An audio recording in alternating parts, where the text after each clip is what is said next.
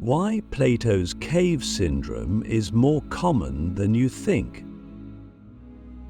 Imagine you've spent your entire life inside a dark cave, chained in place, only able to see shadows dancing on the wall in front of you.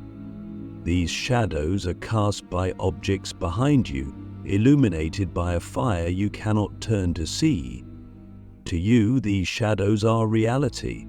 They are all you know, all you've ever known. Now imagine one day someone breaks free. They turn around, see the fire, and realize that the shadows were only vague imitations of something more real. They step outside the cave and are blinded by the light of the sun. At first they are overwhelmed, but slowly they begin to see the world as it truly is. Colors, depths, movement, life. They return to the cave, excited to tell the others the truth, but instead of gratitude, they are met with ridicule. The others refuse to believe them. They cling to their shadows, to their familiar reality, and reject the idea that there could be anything more.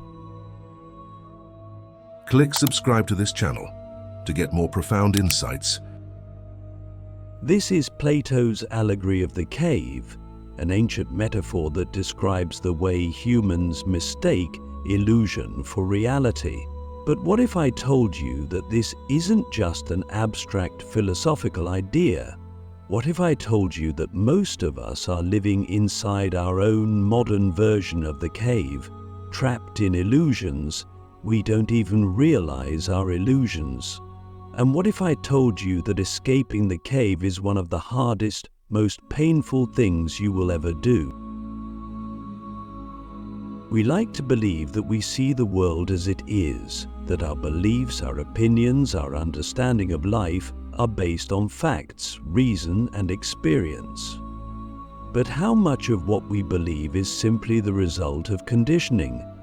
From the moment we are born, we are handed a version of reality by our culture, our family, our education system, and our media.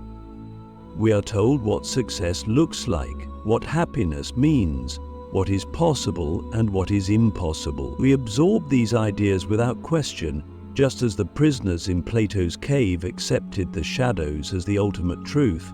But what if everything you've been taught about life is only a fraction of the truth? What if the way you see the world is not reality, but a carefully constructed illusion? Think about all the ways in which society programs you. You are told that working a 9-to-5 job until retirement is the responsible thing to do, that buying a house, getting married, and following a certain path is the key to fulfillment, that the news presents an objective version of reality, that the education system teaches you everything you need to know. But have you ever stopped to question these assumptions? Have you ever considered that there might be an entirely different way to live, to think, to experience the world, one that you've been conditioned to ignore? Here's the problem. Stepping out of the cave is terrifying. When you challenge the beliefs you were raised with, when you start to question the narrative society has fed you, you enter unfamiliar territory. It's uncomfortable, it's disorienting, it feels like losing everything you thought was certain. And just like the prisoner who escaped the cave, when you try to share what you've learned with others, they resist. People don't like having their reality questioned. They would rather cling to comfortable illusions than face the possibility that everything they know might be wrong. But here's the deeper question. If you had the chance to escape the cave, to see reality as it truly is, even if it was painful, even if it meant losing everything familiar, would you take it? Or would you choose to stay in the dark, where it's safe? The comfort of illusions, why most people choose to stay in the cave. There is a reason most people never escape the cave. It's not because they are incapable of seeing the truth, it's because they don't want to. The shadows on the wall may be illusions, but they are familiar. They provide a sense of order, a feeling of control. To step outside the cave is to step into uncertainty, and uncertainty is terrifying. It forces you to confront the possibility that the life you've been living, the beliefs you've held, the identity you've built, might all be based on something false, and that realization is almost too much to bear. Think about how we cling to illusions in our daily lives.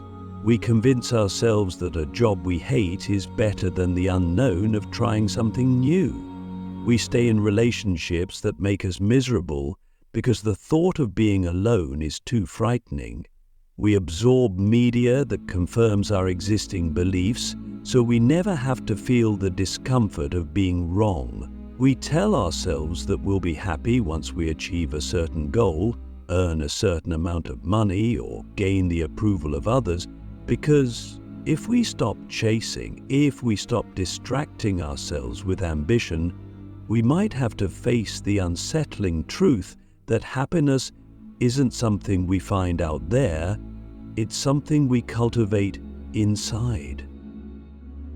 The modern world is a more sophisticated version of Plato's cave.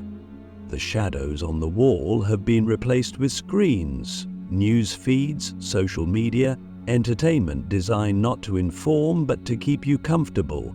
Algorithms feed you exactly what you want to see, reinforcing what you already believe, shielding you from perspectives that could shatter your worldview. Schools teach you how to follow rules, how to conform to systems, but rarely how to think critically. Society rewards compliance, not questioning. Every structure around you is designed to keep you inside the cave because people who never question the system never try to change it. And here's the cruelest part. The deeper you are in the cave, the more certain you are that you aren't in the cave. That's the paradox of illusion. It doesn't feel like an illusion when you're inside it. It feels like reality. And when someone tries to point out the walls of your prison, your first reaction isn't gratitude, it's anger, defensiveness, dismissal. Because breaking the illusion means breaking a part of yourself, the part that has built an identity around those beliefs. It's painful, it's terrifying, and so most people choose to stay in the dark, convinced that the flickering shadows in front of them are all there is. But here's the deeper question. If the world outside the cave is so uncertain, so disorienting, why do some people still choose to leave? Why do some people willingly walk away from everything familiar, risking isolation, discomfort, and even rejection from those still inside? What is it that drives certain individuals to seek the truth no matter the cost? The painful awakening why truth is a burden few are willing to carry. Escaping the cave is not a moment of triumph, it is a moment of unbearable disorientation. When you first step into the light, it doesn't feel like enlightenment, it feels like blindness. Everything you thought was real starts to dissolve, and in its place is an overwhelming emptiness, a void where certainty used to be. This is why so few people seek the truth, not because they are incapable of finding it, but because the truth doesn't arrive as a comforting answer. It arrives as a question that unravels everything you once believed. There is a deep loneliness that comes with awakening. When you begin to see beyond the illusions, you realize how deeply embedded they are in the minds of those around you. You try to explain what you've seen, but people look at you as if you're insane. They cling to their narratives, their familiar comforts, and they reject anything that threatens the structure of their world. It's not their fault. Illusion is easier than truth. The cave is safe, the cave is predictable, and most people would rather be comforted by a lie than shattered by reality. But once you've seen outside the cave, you can never unsee it. You can try to pretend, try to force yourself back into old ways of thinking, but something inside you has changed. The shadows on the wall no longer satisfy you. The conversations that once felt meaningful now feel hollow. The pursuits that once excited you now seem trivial. You stand at the edge of two worlds, the one you used to know and the one you have yet to fully understand. And in that in-between space, you feel lost. This is the part no one talks about. People romanticize awakening as if it's a glorious moment of clarity, but in reality, it's a grieving process. You are mourning the person you used to be, the certainty you used to have, the ease of ignorance. You feel disconnected from the world around you, alienated from the people who still live inside the illusion. You wonder if it would be easier to go back, to pretend you never saw the light, to rejoin the others in their comfortable blindness. But deep down, you know that's not possible. Once you have glimpsed the truth, you cannot return to ignorance. So what do you do? How do you navigate a world that no longer makes sense? How do you rebuild your understanding of life when everything you once believed has crumbled? And perhaps the most important question of all, if truth is such a heavy burden, why do some people still choose to carry it? The liberation of truth, why escaping the cave is worth the pain. At some point, after the disorientation, after the grief, after the unbearable loneliness of seeing the world differently from those around you, something shifts. The light that once blinded you begins to illuminate. The uncertainty that once terrified you starts to feel like freedom. The emptiness that once consumed you becomes a space in which you can finally build something real. This is the final stage of awakening, the realization that truth, no matter how painful, is the only path to real liberation. Because while the cave was comfortable, it was also a prison. The safety it offered was an illusion, because what is safety if it comes at the cost of never truly living? Inside the cave, your experiences were dictated by shadows that were not even your own. Your beliefs were inherited, not chosen. Your desires were shaped by forces you never questioned. You were alive, but you were not. And now that you have stepped outside, now that you have seen the world as it truly is, not as a set of fixed meanings, but as something vast, open, and uncertain, you begin to understand something profound. The fear of uncertainty was never the real enemy. The real enemy was the fear of your own power. Because now, outside the cave, you are no longer being told what to think, how to live, what to believe. There is no script to follow, no predetermined path to walk. That is terrifying, yes, but it is also an opportunity. For the first time, you are the author of your own reality. You are not bound by the limitations imposed on you by society, by culture, by the expectations of others.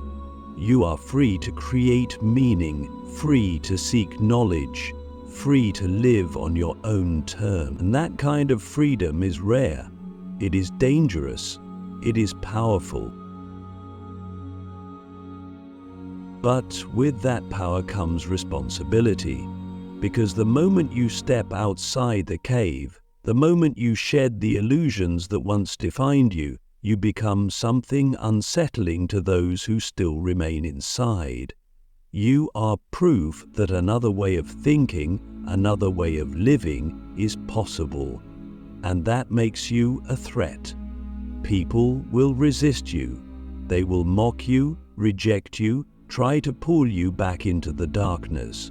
Not because they hate you, but because your existence challenges the very foundation of their world. And so you are faced with a choice. Do you retreat, conform, dim your light so that others feel comfortable, or do you stand firm, knowing that the price of truth is often isolation, but that the reward is something infinitely greater? Because here's the final truth. Escaping the cave is not the end of the journey, it is the beginning. Once you have freed yourself from illusion, your next task is to help others do the same. Not by forcing them, not by dragging them into the light before they are ready, but by being a living example of what is possible. By showing, not telling, by embodying the freedom, the wisdom, and the courage that comes from choosing reality over illusion. Not everyone will follow, not everyone will understand, but some will, and those who do will begin their own journey out of the cave, breaking the cycle of ignorance, one mind at a time. So the final question is this: now that you have seen the truth, what will you do with it? Will you hide from it? Deny it, try to return to the comfort of the cave, or will you step fully into the light, no matter the cost? Because the world does not need more people who blindly accept the shadows on the wall.